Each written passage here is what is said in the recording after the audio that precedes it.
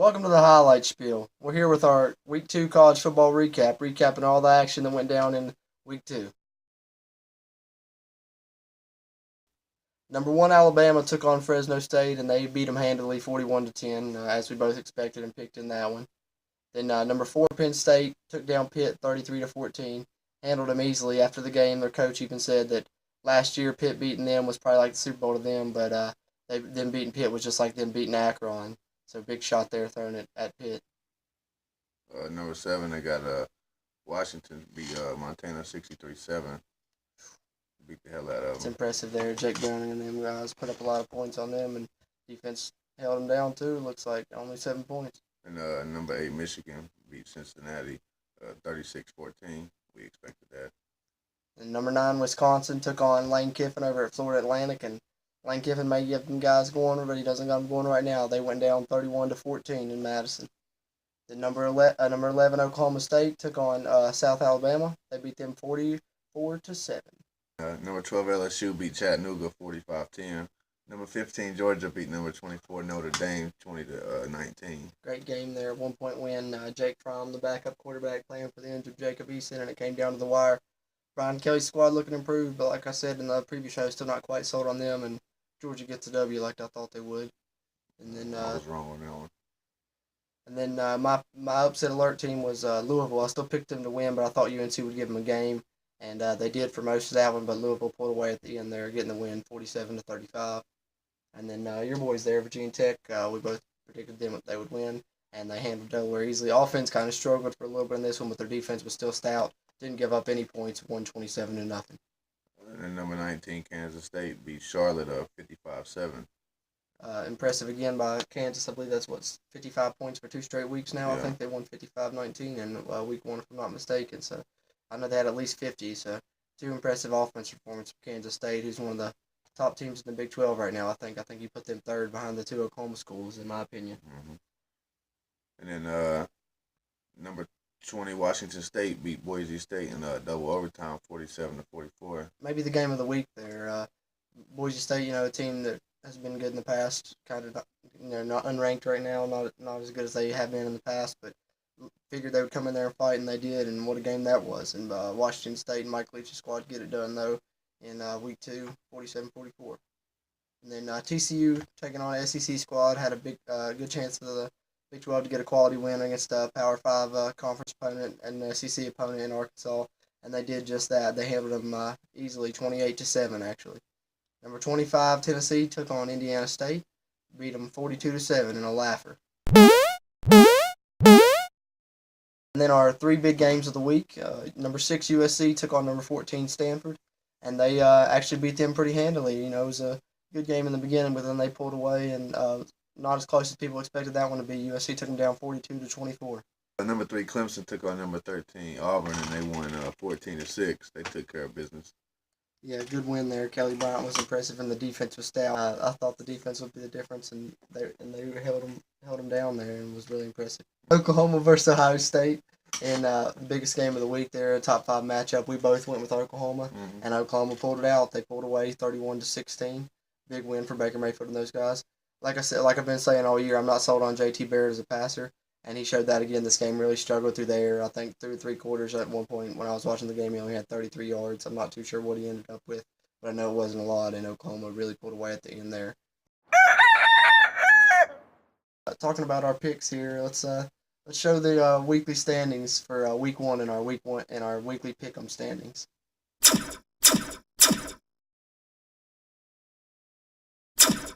So as you can see, I'm smiling pretty big here. After week 2, I'm undefeated, 17-0. Fletch sitting at 13-4, and a lot of my picks came through, and his didn't come through for him. How do you feeling about the weekly pickup after week 1? Looking a little salty over there. Well, he took all the safe picks. All my picks was out on a limb. Hopefully you get some revenge in the week 3 preview show. Maybe you have some better picks this week. Let's hope so, because I'm up 4 on you. You're going to have to catch up, or I might beat him this season. A long week, I might pull away. Hey. Who knows? I'm undefeated. Let's talk about upset of the week.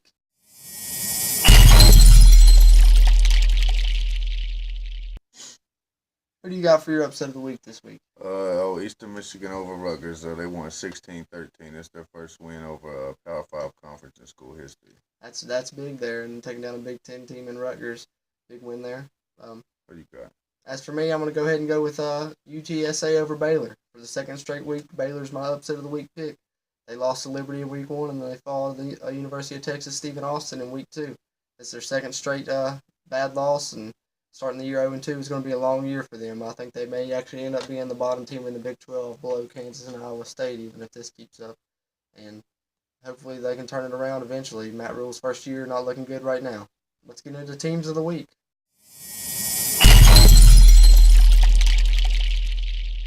Who's your team of the week this week? I got Maryland. Last week they had 51 points. This week they had 63 points. That's 2 straight weeks over 50 points. That's impressive. Very impressive. We talked about Kansas State doing that earlier. Maryland doing it as well, and Kansas State did it against a couple weaker teams. Maryland did it against a stronger team against Texas in week 1, and then another game this week where they put up 63, and that's pretty impressive. Well, what about your team of the week? My team of the week, the Clemson Tigers. Tough. I said in the preview show I thought their defense would be tough, and it looked like it was improved, and boy, is it ever improved. I think right now that's the best defense in the country, in my opinion. They held Auburn to only 117 total yards. They only had 79 pass yards and only 38 rushing yards. I told you the rush defense would be big, and if they could stop Gus Malzahn running the ball, that they could win this game, and they won the game handily because of the rush, because of the defense. And I think this year Clemson's going to rely on that defense, and their offense can still score. Kelly Bryant, as we mentioned, it was going to be his first game in the spotlight, and he looks great in his first big game, 19-29 passing, 181 yards. He's also the team's leading rusher with 59 yards and 2 rushing touchdowns. Yeah, the only touchdowns of the game. Yeah, the only touchdowns that was in the game, and that's impressive. And I think Clemson's looking like a playoff contender and maybe a shot to repeat here in this season.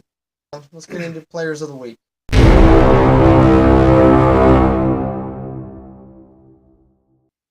Who do you got for your players of the week this week? I got Purdue's quarterback David Blow. He went 11 of 13 for 235 yards and 3 touchdowns. That's impressive, only 2 incompletions. And then USC's running back Ronald Jones. He had 116 yards and 2 touchdowns.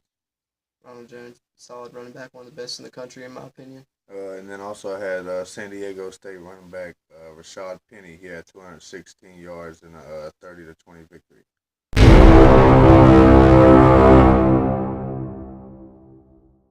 Kind of some interesting picks from you there. I like the diversity though. It looks good. What about your players of the week? My players of the week, I think number 1, Baker Mayfield. We said he'd be the difference in the game, and he sure was. We said if he had another great performance, it could really help his Heisman candidacy.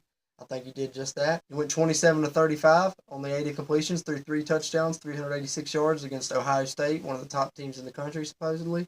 And that win made him 10-0 in true road games as Oklahoma's quarterback, and that's impressive. It's hard to win on the road in college football, hard to win on the road in football, period. And to be 10-0 in true road games, that's impressive. And Baker Mayfield continues to impress and show why he's one of the best players, if not the best player in the whole country. And then Lamar Jackson, he totaled 525 yards and 6 total touchdowns. He's over 100 yards rushing for the 15th game, I think, which tied him for the school record for most rushing yards, most 100-yard rushing games, rather. And he was impressive yet again, and looking to repeat his Heisman, and he's up there in the Heisman watch for me right now. And then Clemson's defense, I think, is one of the things I got to mention for players of the week. Talked about them a little bit earlier, but they were really the difference in this game to me, and they're really going to carry Clemson this season, I think, and I think they're the best defense in the country, and they're deserving of player of the week.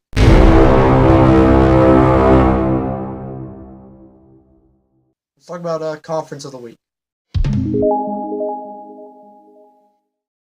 Which conference do you have as your conference of the week this week? I got the SEC. They went 9-2 with the only losses being Arkansas and Auburn. And they lost to 2 top 25 teams. Yeah, I can see that. SEC is always tough, and it's a solid pick there.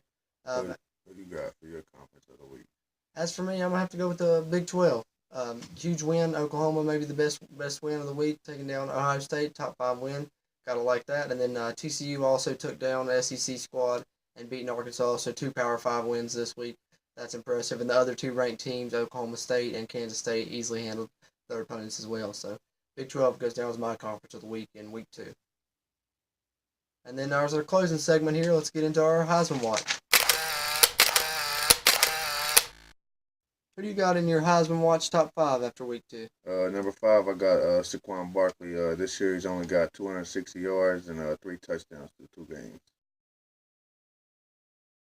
Yeah, he's been limited in some action. They've had blowouts in the first couple games, so he's only played 2 or 3 quarters in both games. So he's still very impressive numbers. Number 4, I got Mason Rudolph with 6 touchdowns, 0 picks throughout the year. Yeah, the rest of Oklahoma State's looked good. Number 3 is shocking. I got Baker Mayfield because he's also only got 6 touchdowns and 0 picks. Right. I mean, I like Baker Mayfield a lot, but I can see where you got him there. He's still got to be in your top 5 at least for sure. And number 2, I'd have Lamar Jackson. He's got 5 passing touchdowns, 3 rushing touchdowns throughout the year. Who you got at the top? Josh Rosen. He's looking the most impressive so far. What he did in week 1, what he did in week 2. He's got 9 touchdowns, 0 picks all throughout the year. 2 weeks. I mean, it's only 2 weeks, but still. Yeah, he's been impressive through the first 2 weeks, I think, for sure. I like Josh Rosen a lot as well.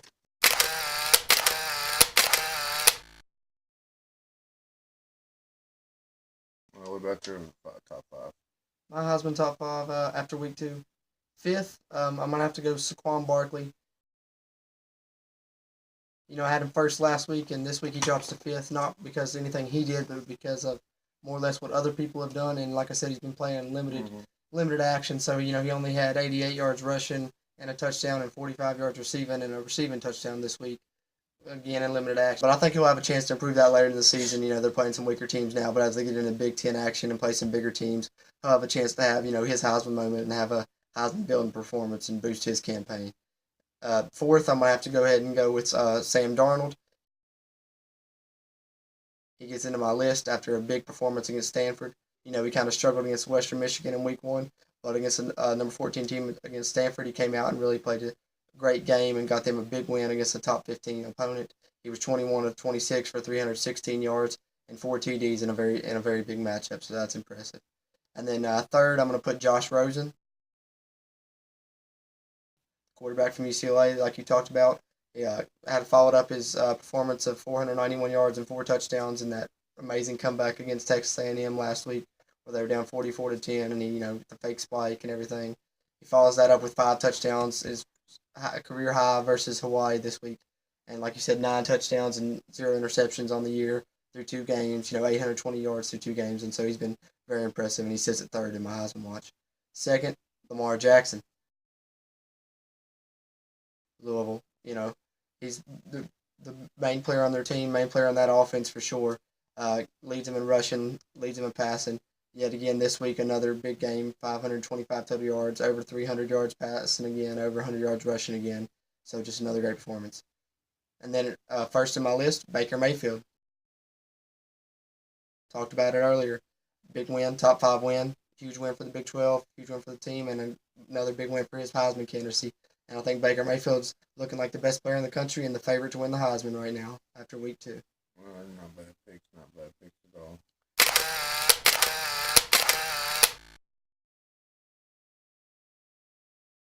Not bad at all. And, this has been the week 2 recap show. Be on the lookout for the week 3 preview show coming soon later in the week from us at the Highlight Spiel. I'm Jordan. I'm Fletch. Thank you guys for watching. This has been the Highlight Spiel brought to you by Trio 4 Productions.